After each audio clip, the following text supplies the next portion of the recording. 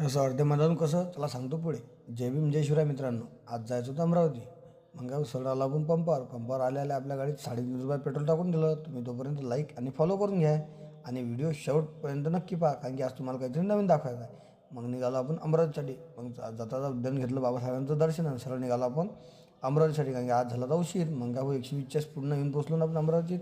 अमरावती आल्या सेंटरवर येऊन पोचलो. सेंटरवर आपला पेपर होता. मग काय आपण चाललं गेलो डायरेक्ट पेपरले. पेपर संपला भाऊ. मग आलो बाहेर आल्यास निघालो आपण 6 नंबर हायवेनं वलगाव जायसाठी, कारण की वलगावला आज आपल्याला जायचं होतं नया अकोल्यात काय आहे त्यासाठी तुम्हाला व्हिडिओ शेवटपर्यंत पाहायला लागेल.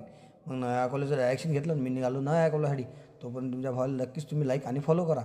मग पोचलो आपण नया अकोल्यात आल्याला विहारावरून निघालो सरळ अस्ती स्मारकावर, कारण की इथं आपल्याला जायचं होतं. इथं आल्याला तिथं कुलूप लागलं होतं. मॅडलं रे असं कसं. आजी म्हटलं आजी कोणी येते का. आजी म्हणते थांब बोला होतं. मग ते आजोबा आले आणि त्यांनी गेट खोललं. हे आहेत बाबासाहेब आंबेडकरांच्या अस्थी. हे 9 डिसेंबर 1956 साली इथं आणल्या होत्या. इथं एक छोटंसं येणं स्मारक बांधलेलं आहे.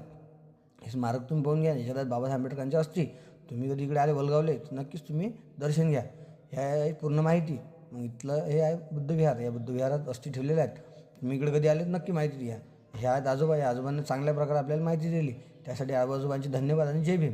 आणि तुम्ही कधी मित्रांनो इकडे आले तर नक्कीच दर्शन घ्या. जय भीम जय शिवराय मित्रांनो. भेटू पुढच्या ब्लॉगमध्ये.